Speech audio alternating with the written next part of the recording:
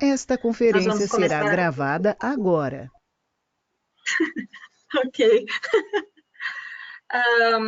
Então, nós vamos começar a apresentação, nosso webinar hoje de abertura do Mentorship Program. Eu vou apresentar rapidamente a rede para aqueles que ainda não conhecem. Depois, eu vou pedir que aqueles que estão aqui do comitê executivo também façam uma breve apresentação. Nós temos a Nevicia, então ela fala inglês, então, na medida do possível, quando ela fazer a apresentação, peço que vocês também se dirijam a ela em inglês. E a estrutura, então, vai funcionar dessa forma, depois a apresentação da Marie-Helène, a Nevicia, e, finalmente, queremos deixar aí pelo menos 30 minutos para que vocês possam fazer perguntas, enfim, tirar dúvidas e tudo mais. Nevicia, okay? Are you gonna speak a little bit in Portuguese? You know me. I understand. Yes. Então, a Rede Alumni Canada Brasil, rapidamente, ela surgiu em 2012. Eu não estava no começo, eu não faço parte dos membros fundadores, já faz um ano que eu estou na rede, mas foi uma iniciativa do próprio consulado para que formasse-se uma rede de alunos em algum momento que desfrutaram oportunidades educacionais no Canadá, que formasse uma rede para divulgar essas oportunidades educacionais. O consulado, a Marie-Helène pode falar depois melhor que eu, eles têm um setor de educação, eles têm os Trade Commissioners, que são responsáveis pela educação, e tem também as feiras de educação, que são feiras enormes, que acontecem, enfim, toda a América Latina, para falar sobre as oportunidades educacionais. Então, foi lançada em 2012 a plataforma. Então, nós estamos aí com quase 7 anos, e todo ano nós organizamos o Mentorship Program, que é um momento que nós recrutamos mentores e mentees, e nós fazemos o pareamento segundo o interesse, né, para que possa sair dessa parceria, possa sair objetivos. Pessoal, só peço que quem está com o microfone, mutar o microfone, daí E a intenção é que os mentores e os mentees, eles consigam desenvolver um plano de trabalho junto. Então, como vocês podem ter visto, eu mandei e-mail para todos vocês, apresentando quem eram os mentores, e também mandei e-mail para os mentores com o nosso plano de trabalho. A nossa intenção é que esse momento seja um momento de oportunizar, né, que vocês façam networking, que vocês consigam pelo menos atingir alguns objetivos que vocês se propõem. Então, meu nome é Jéssica, eu sou a vice-presidente da rede. Eu, como eu falei, ingressei em janeiro. A priori, ingressei como diretora de Relacionamento Institucional e Parceria. Já tive a oportunidade de conhecer a Marie-Helène pessoalmente em São Paulo, quando eu fui representar a Alumni nas feiras, na feira de educação. Enfim, também já conheci a Fernanda, que é a Trade Commissioner lá de educação, ela também trata diretamente conosco. E nós temos aqui, vou passar a passagem então para a Natália, e depois o Daniel também, para eles falarem rapidamente sobre eles, e a gente dá começo com a fala da Marie-Helène. Daniel, pode ser você? Eu sou o Daniel, sou diretor financeiro da rede, mas já fui também da parte de parcerias, um vice-diretor na época que a Jéssica tinha entrado. Faz aproximadamente 4 meses que eu estou na rede, 4 a 5 meses. Mais, desde maio. Olha aí, já perco mesmo a noção do tempo. E esse é o nosso maior projeto. A gente está ansioso para ver tudo isso acontecer e ver resultado. Vamos ver se a gente consegue ajudar vocês. E onde você está agora, Daniel? Só É para o pessoal verdade, eu saber. estou em Quebec City, pessoal. Então, se alguém passar por aqui, você já tem meu e-mail. Natália?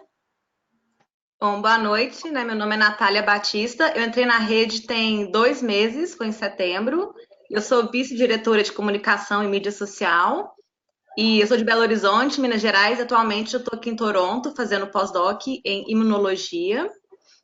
E espero que vocês aproveitem bastante esse programa de mentoria, que seja útil para todo mundo. Ok. Então, obrigada a vocês. Então, acho que a gente já pode começar com a fala da Marie-Helène. Se depois vocês tiverem, gente, alguma dúvida sobre a nossa organização, vocês podem mandar e-mail direto para nós. Daniel, você pode escrever o nosso e-mail institucional ali também. Então, se for uma dúvida mais referente a nossa rede, a nossa estrutura, vocês podem estar enviando um e-mail diretamente a nós, que nós vamos responder a vocês. Palavra com você, Marie-Helène. Ok. Olá, todo mundo. Boa noite. Eu sou a Marie-Helène, do Consulado do Canadá. Eu sou Vice-Consul e responsável pela ciência, tecnologia e inovação e também coordeno o time de educação no Brasil. Eu vou, um momentinho, só para verificar que eu consigo...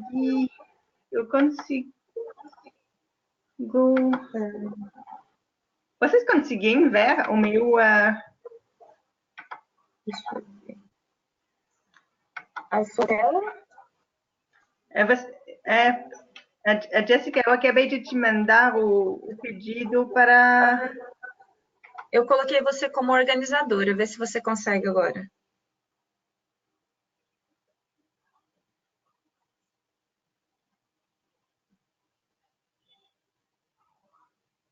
Sim? Não estamos te escutando agora. Só eu que não estou escutando? Ok. Ok, agora sim.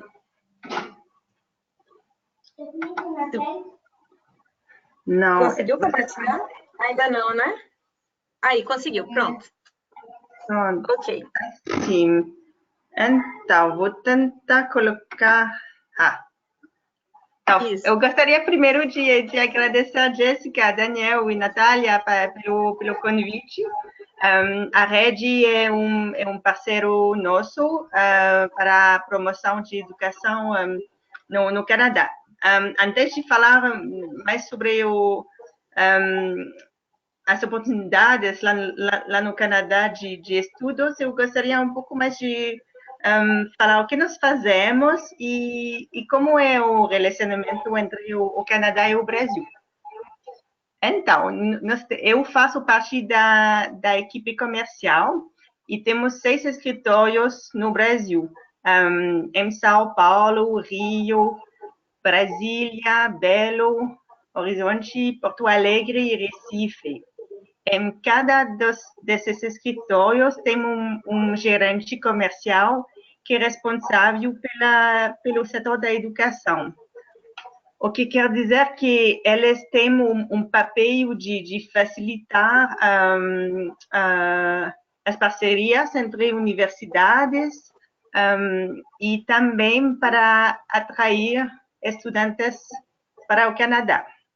Então, tem essas feiras que se chama Edu Canadá, o FPP, que acontecem em setembro e março, por exemplo, e sempre tem uma stand do Canadá. E trabalhamos com as universidades e outras instituições, colégios que querem ter mais estudantes do Brasil e do mundo. O Canadá e o Brasil são parceiros de longa data e cada vez mais, todos os anos, está crescendo do lado tanto de comércio, vendas, que do lado de investimentos. Mas o que é ainda mais importante, essa aproximação do Canadá e do Brasil vem das pessoas. Todos os anos tem mais ou menos 40 mil estudantes brasileiros que vão para o Canadá. Pode ser tanto para viagem de curta duração, para aprender inglês ou francês, ou fazer estágios, ou pesquisa lá no Canadá, ou para estudar para a graduação, pós-graduação. É importante saber, como eu mencionei, tem também esse relacionamento de comércio forte. Pode ter que tem empresas brasileiras que investem lá no Canadá ou aqui no Brasil. Tem empresas que fazem parte de Global Value Chain também. E vemos também muitos projetos de pesquisas que podem ser feitos em conjunto.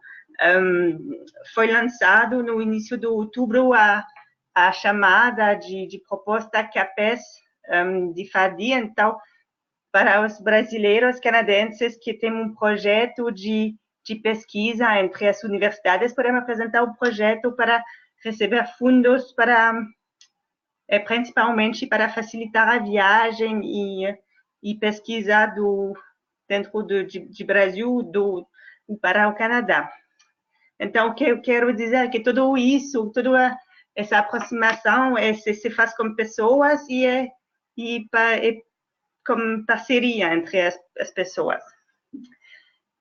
Então, se você participa desse programa de mentorship, é porque você tem um interesse, para os mentores, já estudou no Canadá, ou está lá agora no Canadá, você tem esse interesse. O Canadá, bem como o Brasil, é um grande país, 10 províncias, 3 territórios. Mencionei também 5 superclusters, é bem interessante para quem gostaria de estudar em tecnologia ou life science, depende mesmo no setor ambiental, conhecer os superclusters que aproximam o mundo da educação, da indústria, startups e também multinationals, é bem interessante. Mas então, isso para dizer que o Canadá é um país muito grande, tem muitas oportunidades. Então, é bom de conhecer, de fazer pesquisas para ver onde tem os programas que são oferecidos, que tem um fit, como que você está procurando. No ensino superior, então, o Canadá é bem conhecido, pois tem muitas pesquisas que são financiadas pelo governo, que está feito na universidade. É mais ou menos 40% de todas as pesquisas que está feito lá. E mesmo como uma população pequena, no Canadá, grande país, pequena população, tem uma porcentagem de publicação e de pesquisa bem grande. Como acabei de mencionar, então, depende do que você está procurando. Isso é importante saber que para os setores científicos, o que precisa de mais pesquisa é um bom destino para fazer a pesquisa e estudar. Estou também compartilhando aqui alguns links que poderiam facilitar as suas pesquisas e para ver se onde poderia ser interessante para você. Então, temos o website do educanada.ca e lá você pode fazer uma pesquisa dizendo que eu gostaria de fazer um mestrado em psicologia e o sistema vai identificar quais são as instituições e universidades que oferecem esse tipo de curso. No website de CIC, tem muita informação sobre a qualidade de ensino, se essa escola é acreditada, também para ver a diploma, se é reconhecido. É bem interessante para ter informações específicas sobre essas instituições. Outro website que vale a pena visitar, é claro, é sobre a questão de vistos, como funciona e qual é o processo. E o último link, a Nevicia vai falar sobre as bolsas que estão disponíveis para os estudantes internacionais. Então, qualquer dúvida, vocês querem ter mais informações sobre educação no Canadá ou outras possibilidades, podem me escrever lá no nosso website. E se você tem perguntas diretamente para mim, pode também me escrever para lá e vai ser encaminhado para mim. no nosso Facebook e Twitter, tem muitas dicas ou informações também que nós postamos lá. Eu recomendo seguir esses, para quem tem interesse em estudar e conhecer mais o Canadá. Então, é isso do meu lado. Então, se tem perguntas, fiquem à vontade. Talvez depois da apresentação da Nevicia, estou disponível. Muito obrigada, Marie-Helène, pela sua disponibilidade. Realmente, a rede fica muito, muito feliz e contente, né? A gente sabe que a agenda pode ser um pouco apertada, mas a gente fica muito feliz com essas informações. Acredito que vem ajudar a todos. Antes de passar a palavra para a Nevicia, nós temos aqui também a Lígia, que é a nossa... Lígia, você nos escuta? A Lígia ela é nossa diretora de Comunicação Social e Mídia. E ela entrou, e nós também temos o Tiago, que é o nosso presidente, ele também está aqui na live, então, no webinar. Então, não sei se eles querem só dar um oi para o pessoal agora, se vocês querem falar no final. Vocês nos escutam bem? Oi, boa noite, pessoal, tudo bom? Todo mundo Sim, sim, escuto bem. Boa noite a todos. Estamos aí.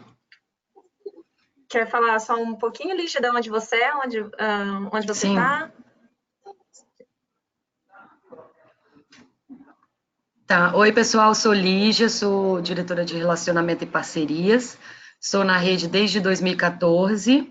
Eu já fui mentee, então eu entrei para a rede quando eu participei desse mesmo programa de mentoria como mentee. Nunca mais saí da rede, a mentoria foi muito importante na minha vida, com relação a organizar a minha vida acadêmica para o mestrado, né? E a minha mentora hoje está no Canadá, é a Maísa, também fez parte da rede, faz parte ainda da rede. E eu queria dizer que é uma oportunidade única, que as pessoas aproveitem ao máximo, se dediquem e aproveitem, porque realmente traz novas perspectivas, tanto para a carreira profissional, quem está mais interessado em trabalhar no Canadá, quanto para a carreira acadêmica, como foi meu caso, né? Eu acabei fazendo mestrado no Brasil, mas já penso no doutorado e tenho construído minha carreira de forma, daqui a um ano, tentar o doutorado lá. Então, eu acho que o processo de mentoria, ele pode guiar nesse sentido de você fazer um planejamento a curto, médio e longo prazo da sua vida profissional e acadêmica, a partir da experiência de uma pessoa, né, que já esteve no Canadá ou que está no Canadá e que pode te auxiliar de inúmeras formas, né? Muitas pessoas têm perguntado, como funciona?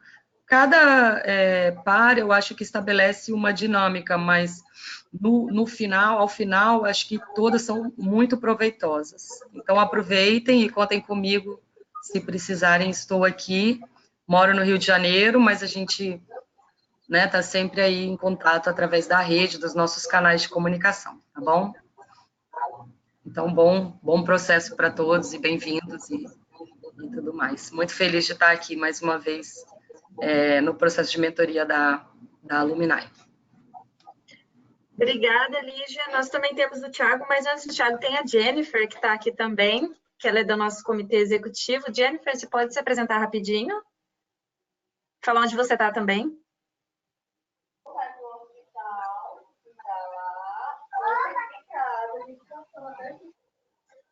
Jennifer, não estamos te escutando.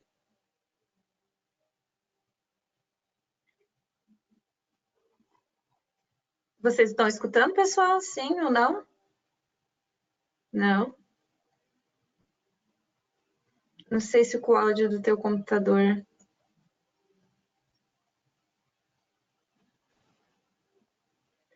Sim, quer ir falando enquanto isso, então, Thiago? Enquanto a Jennifer...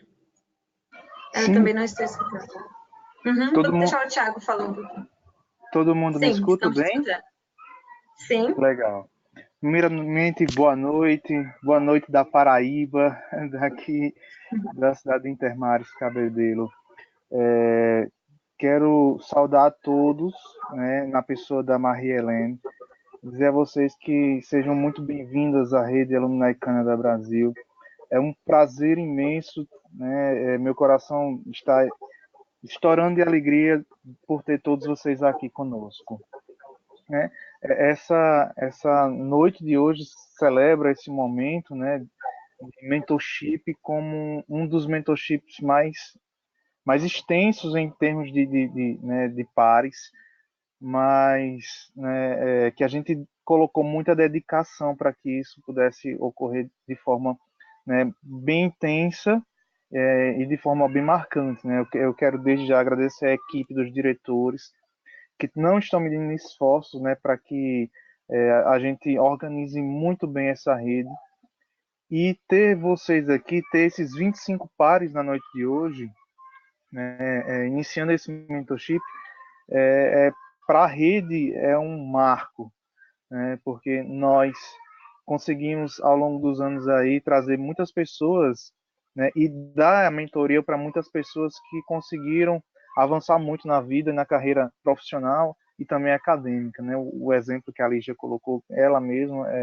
é muito importante para a gente, né? Tem uma ex-mentee aqui hoje como mentora, né? Eu particularmente que estou na rede desde praticamente da fundação, né? Desde 2011. Venho acompanhando o mentorship, vi o mentorship nascer, né? Participei desse momento junto com os outros integrantes da rede, né? A Lígia citou a Maísa, mas vale aqui colocar também o Rodrigo Caetano, que foi o fundador dessa rede, né? A Carla Renata, o Bruno, o Rubens, o Nilmar e todos esses que passaram pela rede e outros que agora não me recordo, mas que deram a sua contribuição, né, como mentor e que tiveram a oportunidade também de conhecer várias pessoas e prestar esse serviço voluntário, né, de mentoria. Aqui vocês não vão apenas ter, neste momento, uns com os outros, essa relação de mentor com mentor. Tenho certeza que vocês vão criar laços, né? E a rede Alumni Canada Brasil, ela é feita de laços, né? E é isso que nos envolve, é isso que nos traz, é isso que faz com que a gente todos os dias se apaixone cada vez mais por esta rede, que ela é feita por vocês, né? E por essas outras mais 2.000 e tantas pessoas que congregam conosco, né? Que celebram conosco essa relação com o governo do Canadá, com o Canadá, né? Que é esse país que também nos apaixona. Eu queria desejar para vocês, na noite de hoje, que vocês tenham um grande proveito nesse programa, né? São encontros em que a gente vai discutir relações, vamos discutir oportunidades e vamos discutir também vida, né? Como vocês podem aproveitar as oportunidades que vão surgir na vida de vocês, né? Desde já eu quero agradecer aqueles que são os mentores, aqueles que se colocaram, se expuseram a ser mentor e que vão junto conosco trabalhar, né, para que esse mentorship ele seja único dentre todos os outros que já fizemos, né? Quero mais uma vez agradecer a disponibilidade da Marie também em conduzir esse momento como mentora aí em São Paulo. Obrigado, Marie, pela sua disponibilidade, né? E vou deixar que a Jéssica retome e conduza novamente este momento com vocês. Obrigado de coração e aproveitem bastante esse momento. Obrigada, Thiago. Jennifer, já está conseguindo falar? Será que vamos te escutar agora? Não te escutamos. Tava no mudo. Eu Agora sim. atrapalhar e coloquei no mudo. Boa noite, eu sou a Jennifer, eu sou de BH. Eu estou aqui em Edmonton desde a metade de setembro. Eu faço doutorado em nutrição e metabolismo. E eu estive aqui anteriormente pela ELAP. Não participei do programa de mentorship em si, mas durante a minha trajetória acadêmica, né, de tantas outras, a gente sempre tem mentores. E são essas pessoas que às vezes nos ajudam a ir para o próximo nível, né, para a próxima etapa. E eu acredito que foi assim que eu passei de bolsista do ELAP, né, para atual estudante de doutorado. Então, eu quero desejar a todos um bom programa de mentorship. Boa noite. Obrigada, Jennifer. E por coincidência, a Nevicia, que vai falar agora, também é de Edmonton, de Calgary, então vou passar a passagem para ela agora. Então, hello, Nevicia. Nevicia is only look us because unfortunately, can you hear me? Yes, but I can hear you. Okay, can you hear me now? Yes. Jennifer was speaking right now. She's in Edmonton, Calgary. So, it's up to you right now. You can speak in English. And thank you so much. I met Nevicia personally. I met her last year in Montreal when I was in the University of Montreal, and I do the part of my master's degree from the Emerging Leaders in the Americas program too. So thanks, Nevicia, and right now is with you. Yes.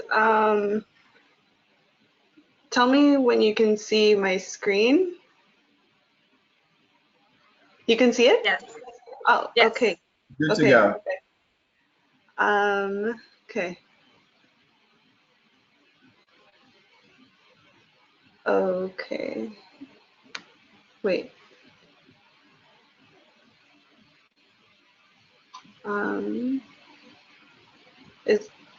Okay, there we go. Perfect. Okay, so I'm going to be presenting on some of the opportunities in Canada primarily for studying. So why I think Canada is so amazing is because of the amount of diversity that we have here. So like in Canada, you'll meet people from like anywhere in the world. So it's a really good way to get different ideas, different ways of thinking, the same way that you would approach a problem is like completely different than how someone else might approach a problem who like grew up on a completely different side of the world, different experiences. And so you learn so much when you come together and try to solve problems and talk about ideas and things like that. And so just that entire capacity to meet people from such diverse backgrounds is really rich, and you get that a lot, especially in academia. People come from all over the world. So for Canadian institutions to study here, for universities, so Canada is it's bilingual, English and French. English is the more predominantly spoken language, and so the majority of the universities in Canada will require an English language test. There are a few universities which you can study in French. So yeah, and then in addition to that, it's really just a matter of following through with the typical application requirements of submitting your transcripts. Usually it would have to be a translated version of the transcript, and then a research proposal if you're planning on doing a thesis-based graduate program or something like that. And then in terms of the different types of funding, there are so many different types of funding that are available to students in Canada. So we have funding at the federal level. This is the most difficult type of funding to get, and it's reserved for Canadian citizens and permanent residents. However, we also have provincial funding, so each province will have their own different graduate funding programs that they have. So each of these are quite different and would have different criteria. However, for a lot of them, there are opportunities for international students to apply, and also refugees as well. And so, yeah, so I put a few examples here of the most popular provinces, I guess you could call it, and the different types of scholarships that are available for each of them. So, so there are usually different funding agencies depending on whether your research or your field of expertise is in the social sciences, whether it's in healthcare, or whether it's in natural sciences and technology, engineering. There are different funding organizations, and so you can apply directly to those different organizations. Then, in addition to all of that government funding, there are also a lot of different funding opportunities that come from the universities themselves. And so each university often offers a number of different scholarships depending on different criteria. And so some of them are at the university level. So anyone who is a student at that university can apply for the award. And then there are others that are offered at the faculty level, so only within whichever particular faculty that you're in. And then others at the department level. And then there are often other scholarships that are reserved specifically for international students. And then other scholarships that are more based on whatever other interests or skills that you have, like whether it's community involvement or athletics, and leadership abilities and things like that. And then there's also the Emerging Leaders in the Americas program. And so that would allow for students to have an opportunity to research, conduct research in the Americas. So that's a really good opportunity as well. And then aside from that, so oftentimes organizations that are affiliated with the university. So for example, myself, my field is psychiatry. So I am based at a psychiatric hospital. And so that hospital is affiliated with the university. And so the hospital offers its own scholarships separate from the university. So I can apply for scholarships at my university and then also at the hospital. And then other opportunities are also in professional organizations. So depending on which field you're in, there are often international organizations or even regional organizations that sometimes offer some scholarships for students. And then the other thing as well is a lot of philanthropic organizations and foundations and people who want to give money. So you just need to apply. And the thing with a lot of these scholarships is that the money is available, it's there. It's just that not enough people apply oftentimes. And so I encourage you to apply for anything and everything. Just try, because you never know what you will be successful with. And so a little bit about my own personal journey through academia in Canada. So I'm Canadian, born and raised in Canada, in Alberta. So as Marie-Helène showed earlier, Alberta is in Western Canada. And so I grew up there. I did my studies there in Calgary. And going into the undergraduate level, I had already obtained the International Baccalaureate diploma. And this is a diploma that's recognized internationally. It's at the high school level, like secondary school level.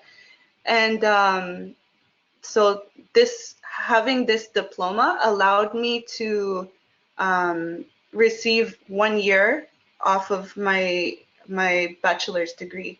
So I did a 4-year degree. I was able to do it in like less time because I had that international baccalaureate diploma. And there are some schools in Brazil also that have this program. So that's a good option or good to know if you have it. And then also throughout the way, I also had a number of different sources of funding. So there wasn't just one scholarship that funded everything for me. It was always constantly looking for the next scholarship to see how much money I could get. Especially at the undergraduate level, the scholarships were often quite small. And so I had to get many of them in order to help finance my studies. And so it was mostly applying within the university, and then a few external sources as well, but mostly within the university. So apply for many different things is what I'm saying.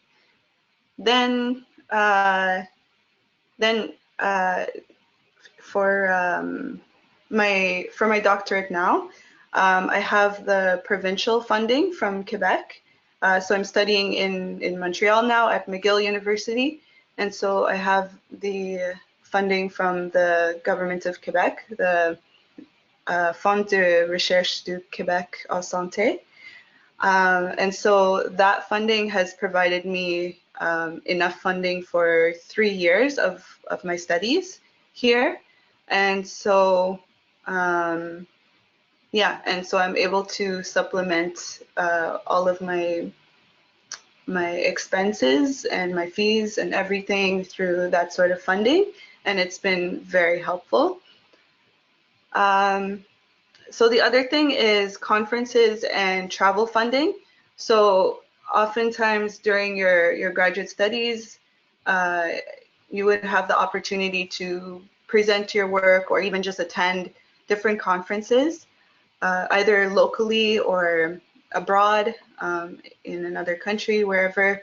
And so I had the opportunity through travel funding to go to a number of different places, and none of this was paid like with my own money at all. This was all money that I applied for through scholarships, and was able to go to conferences and travel. I like to travel, so it's also an opportunity to see new places, and yeah, it's good. So travel funding is offered through all of the different funding options that I mentioned before, particularly professional organizations. Sometimes the conference themselves will offer some scholarships for traveling, and then the institutions like your university would oftentimes offer travel funding as well. And so to summarize everything for you, my final word of advice is to apply for travel funding to visit Canada. If you haven't been to Canada yet, or want to explore more, learn how things work here, and to network and meet some Canadians, make some connections at the university with professors, other students, things like that. Come for a conference, workshop, an internship or something, and yeah, you will enjoy it. That is all. So thank you. Thank you, Nevicia. Thank you so much. I think that everyone's like, oh, wow, so many fundings and travels. So right now it's time for questions. So if you have a question, you can put in your chat. And so thank you, Nevicia. Alguém quer mutar os microfones, por favor? Talvez estou dando interferência, não sei. Não sei se é o meu microfone, mas tem alguém dando... Então, nós temos alguma pergunta no bate-papo já? Se não tiver, eu tenho uma pergunta para a Nevicia. Se vocês quiserem, pode fazer as perguntas em português também. E, enfim, se for para a Nevicia, nós fazemos a tradução. Então, se alguém tiver alguma pergunta, eu vou fazer uma pergunta já enquanto vocês forem escrevendo. Eu vou perguntar para a Nevicia. Nevicia, I will ask you a question. So here in Brazil, my perception is the systems of education is different from Canada. For example, in Canada, you have personal letter or you have letter of invitation. In general, in Brazil, for masters or for our PhD, this not exists. So when you thinking about like me, oh, I want to go do my PhD in Canada or my master's. So what's your advice for us that we are Brazilians and another system of education and about some characteristics that I think that the government of Canada likes a lot? For example, leadership, it's a word very strong. So in general, every scholarship that I see ask for you, what's your role in leadership? So how can you impact your community? So your volunteer work is very important in Canada. Here in Brazil, in general, it's not important. For me, for example, I'm gonna do a PhD. You, in general, do a test, but they don't ask you about your activities, you know, like your personal activities that help you to impact your community. So what's your advice for us in Brazil have impact in these areas and have strong applications for scholarships in Canada? Thanks. Yes. Thanks for the question. I think the purpose of having those personal statements are usually because the person who's reading your application doesn't know you. They have many applications from many people that they're receiving, but they've never met any of these people. And so it's an opportunity for them to get to know you and to understand, why are you passionate about this field? What expertise do you already have? And how do you see that expertise that you already have propelling you and into the future in like accomplishing what you want to accomplish, and why do you want to accomplish that to begin with? So it's a way to get to know you, really. So I think it's important to always include something from the past, like something that you've already done. Like this is what I've already done. This is what I want to do, and this is where I want to go in order to reach my goal. So you have to show like a complete story to show a picture of who you are as a person. All right, Nevicia, so you got your first questions. First question from Guilherme Daguirre. He's asking, what is more important when you're applying for a scholarship? Recommendation letters, your grades, your transcripts, research purpose? He said he knows that all of them counts, but which ones should he get more carefully?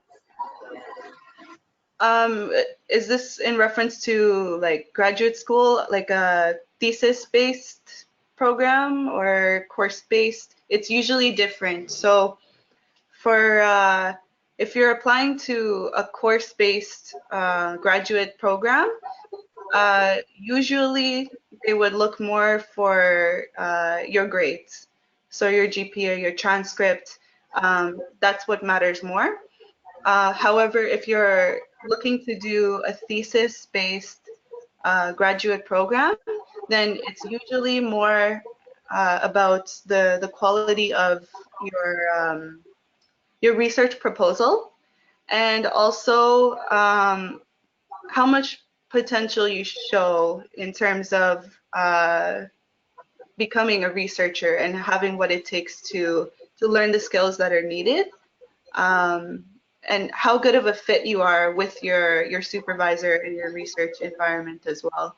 Because a lot of times, even if the research proposal isn't perfect, as long as they know you have good mentorship, it's usually better.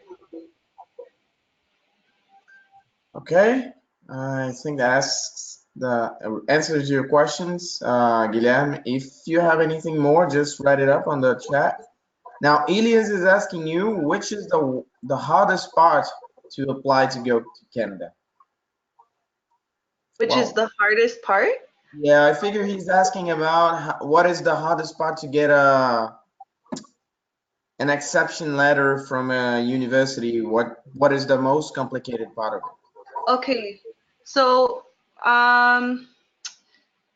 so when you apply for a so for graduate school, most times, especially if it's a thesis-based program that you're applying to, usually you will have to find a supervisor before you actually send your application to the university. So the hardest part about actually getting in or getting accepted is finding the supervisor. And the hardest part about finding the supervisor is finding a supervisor with funding if you don't already have funding. Okay.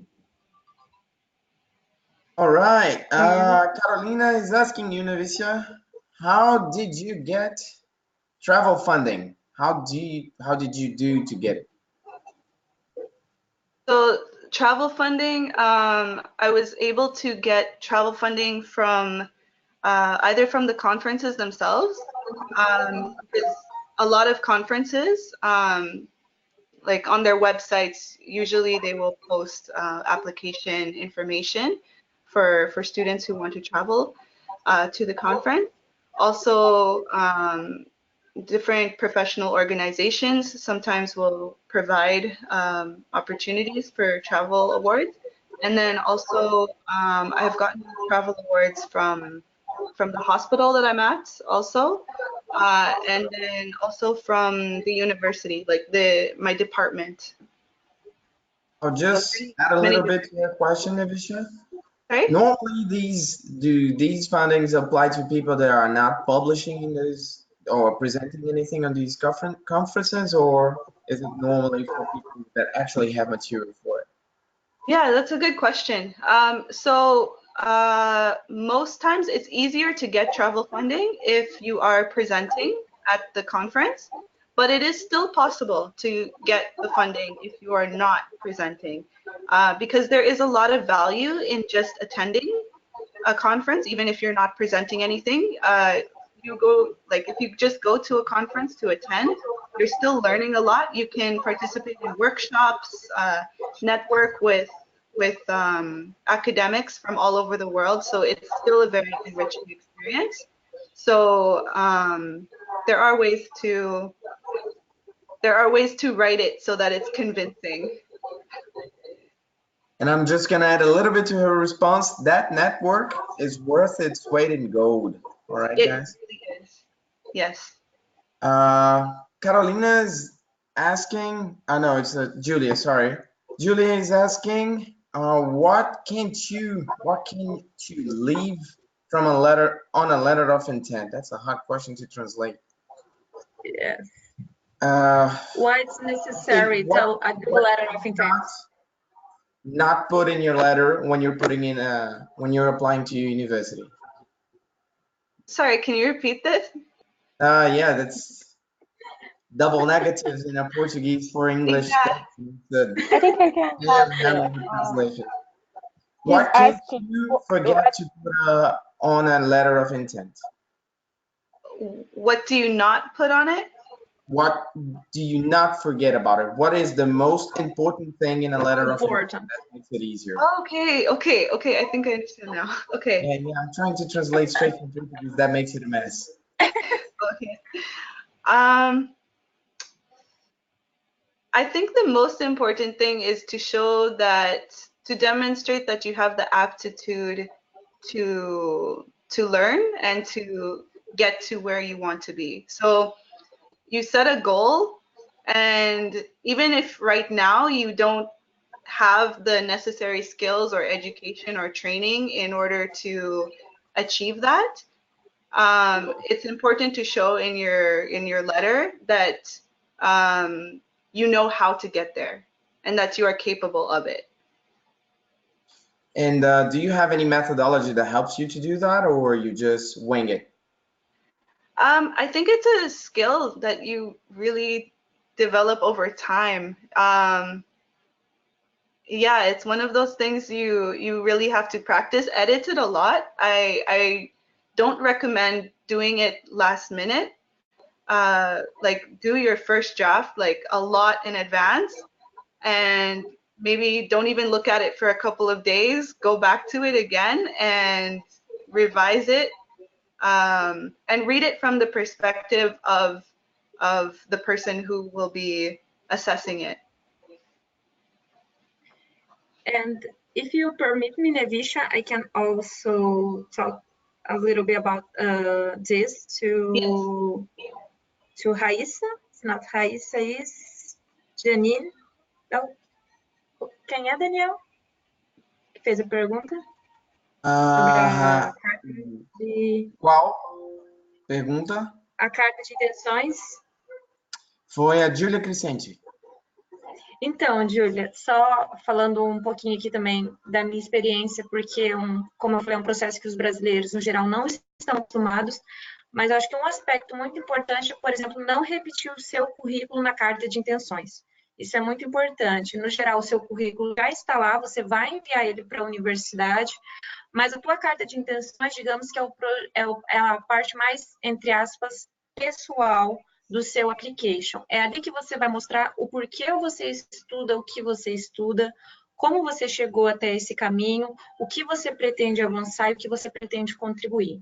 Então, por exemplo, para o ELAB, que é o Emergence Leaders in the Americas Program, esse é um dos documentos principais. É um programa que não é muito burocrático em termos de documento, mas é ali que você vai mostrar a qualidade da tua pesquisa, enfim, esse tipo de coisa. Então, acho que um primeiro passo para os brasileiros é não repita, não é uma carta, digamos assim, formal, no sentido de, olha, eu fiz essa pesquisa, eu escrevi esse paper, mas é uma carta que você tem que mostrar o seu aspecto de como você chegou até lá. Enfim, eu acho que, e muito dos casos, demonstrar também as suas capacidades de liderança, no caso de você estiver aplicando para uma bolsa também. Então, eu acho que isso é um conselho bem importante que eu usei bastante, como a Nevicia falou, nunca deixar para a última hora, né? Começar no primeiro draft ali fazendo e arredondando a carta até chegar num documento mais coeso. Jéssica. Next question.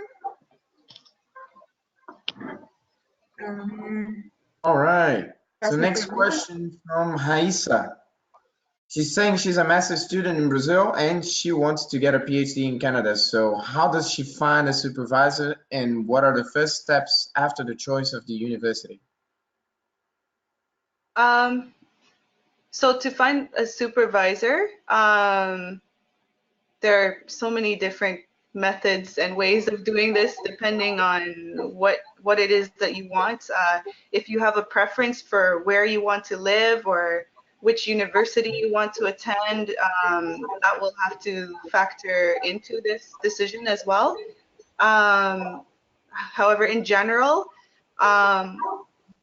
what you can do is each university website, you will see in the departments of whichever field that you choose, you will see like a list of all of the faculty members. So go through that list and look at which area they are researching, the most recent publications that they have, look at how well their lab is doing. If their lab is thriving, whether it's growing, it's big, it's successful, how much funding they have as well. So, and also this is a difficult one. If you haven't met your potential supervisor in person, it's very difficult to know whether this is someone that you will get along with, someone who is agreeable. But that is also a very important factor as well, because this is someone that you will have to be working with and receiving feedback and mentorship from for a few years. So make sure that it's someone that you think you can work with personally as well.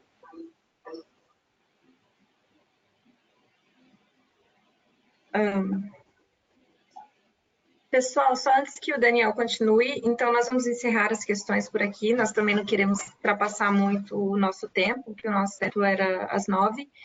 E então, se depois vocês tiverem mais questões, eu vou pedir para a Nevicia deixar o e-mail dela também, para que ela possa auxiliar vocês. E, enfim, também eu quero fazer uma questão para para Vice-Consul, se vocês tiverem também, tá bom? Nevicia, I told us after if you can send us your email for some specific questions. Okay, sure. No problem to you. Okay, yep, that's fine. So Daniel, the next question. Well, next question now. Last one was Julia, right?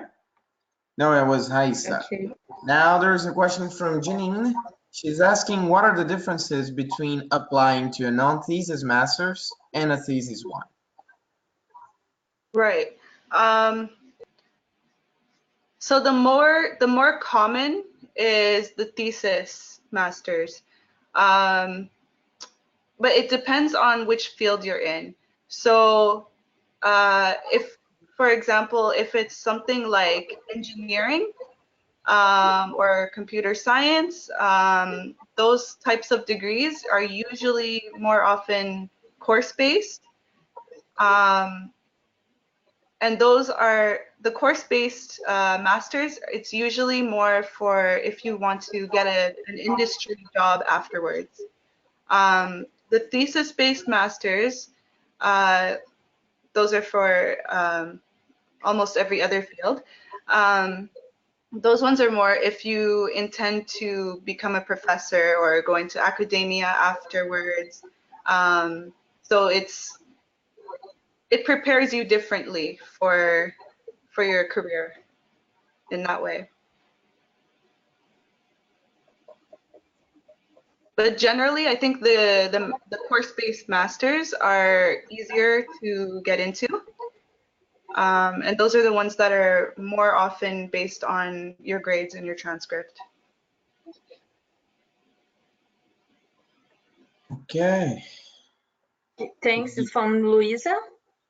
I can read if you want. I can read. Luisa okay. asked you, how can you make a good research proposal? What's more important considering the application for a PhD? Oh man. That's a hard one here. That's a hard question. So it's a difficult process, especially because at the time when you're applying for your PhD, often it's a new project for you, and so it's something that you're not an expert with it yet. That's why you're applying to do a PhD with it, because you're not an expert in it. And so it is often very difficult. The process usually is that the student would apply or prepare the proposal in partnership with the supervisor. So the supervisor helps them to know which are the important areas that they should address for their proposal.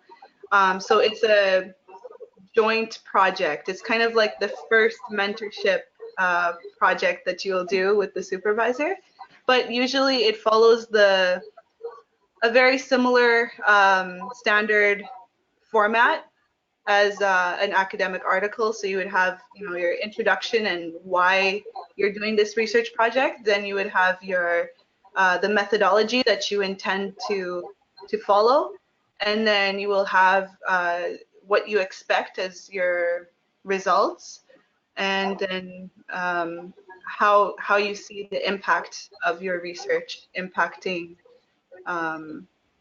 the world.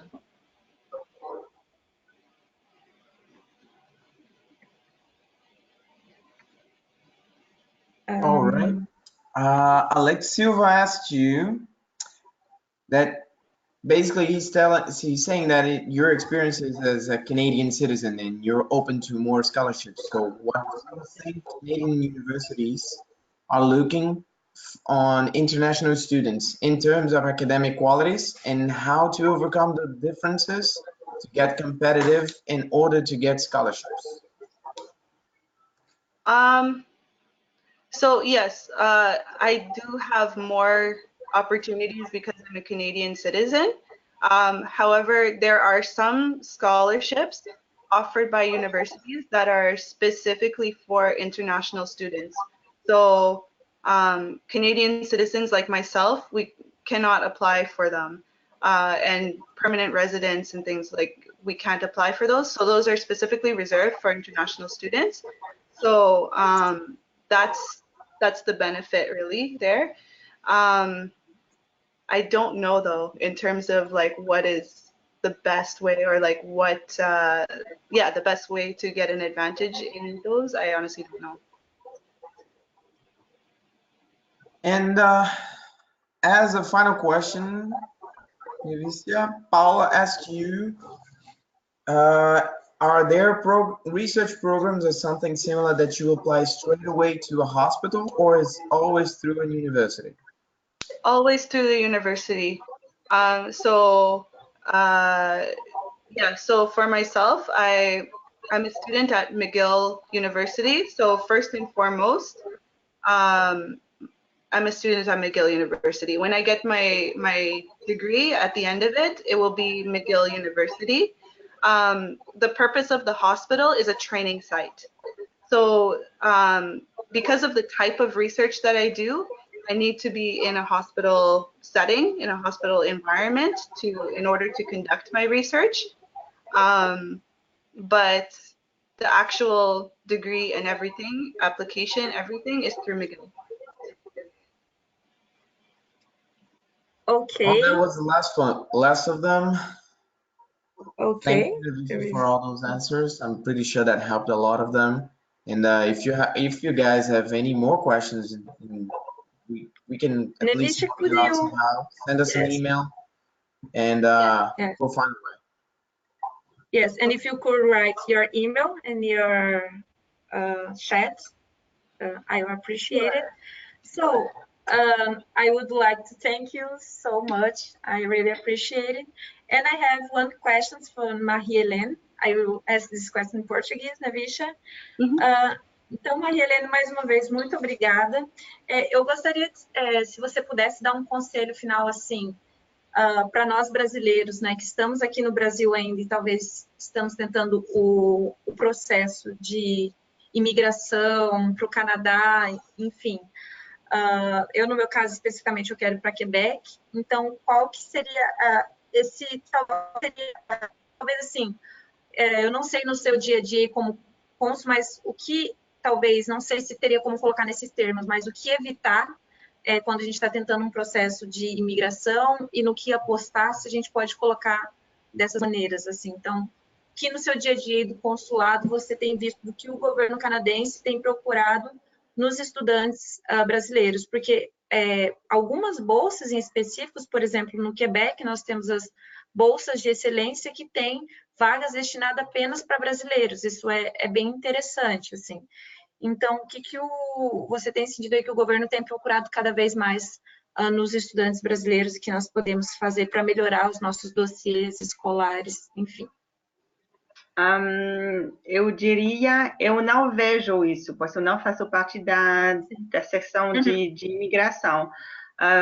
Mas é verdade que entre o Quebec e as outras províncias o processo é diferente. Então, na província de Quebec, quando depois de ter aceitado numa universidade, você vai receber um certificado de aceitação do Quebec. Antes de passar pelo processo federal. Tem duas etapas no Quebec, o que é diferente nas outras províncias.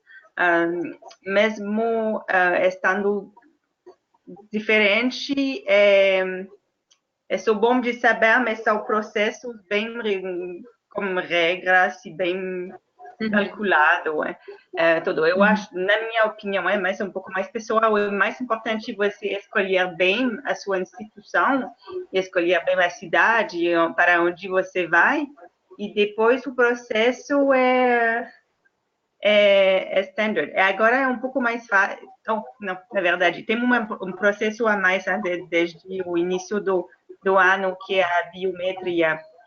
Então, para o processo, a menos de ter um métier dos Estados Unidos, tem que fazer a biometria. Então, depende se você fica numa grande cidade no Brasil, talvez não tenha o escritório onde fazer. Então, você deveria viajar lá antes de fazer o pedido de visto. Mas isso tudo está bem claro no nosso website e qualquer dúvida tem também um e-mail para escrever e esclarecer as suas dúvidas. Obrigada, Marie-Helène. Thanks, Nevicia, so much.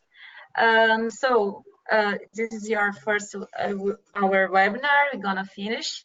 So I would like to thank you again, Nevicia. Nevicia writes your email here and also your LinkedIn. So she's available. I am suspected to say because she's a friend of mine. But she really helped me a lot in my process in general. When I have questions, I ask to her. And Marie-Helène, também muito obrigada, quero agradecer. Espero que para todos vocês que estejam aqui, tanto os mentores, os mentees, as dúvidas tenham sido contempladas na sua maioria e também desejar aí para vocês um bom processo de mentorship, lembrando que a partir de agora, espero que todos já tenham recebido o e-mail. Caso vocês não receberam os e-mails com o nome do seu mentor, por favor, nos escreva no contato@alumnicanadabrasil.org. Então, se tiverem alguma dúvida, mas a partir desse momento já entre em contato com os seus mentores, os mentees, e também os mentores, nós enviamos um e-mail com um plano de trabalho. Então, a intenção do mentorship aqui, só para frisar, não é que ele se torne um grande bate-papo. É claro que as amizades podem surgir, isso é muito importante, mas que vocês se engajem mesmo em ter um plano de trabalho que gerem objetivos, que seja curto, médio e longo prazo. Então, que vocês consigam traçar esses objetivos, enfim, encarar talvez o Mentorship Program aí não como final, né, mas como começo aí dessa jornada para aqueles que querem ir ao Canadá ou para aqueles que já estão no Canadá e estão buscando uma recolocação de trabalho, enfim, aproveitar esse momento com os seus mentores. Lembrando, então, que vocês devem ter pelo menos 2 encontros até dia 22 de novembro, nada impede de vocês terem mais aí entre vocês e o mentor de vocês, e nos vemos no dia 25 no nosso webinar de encerramento.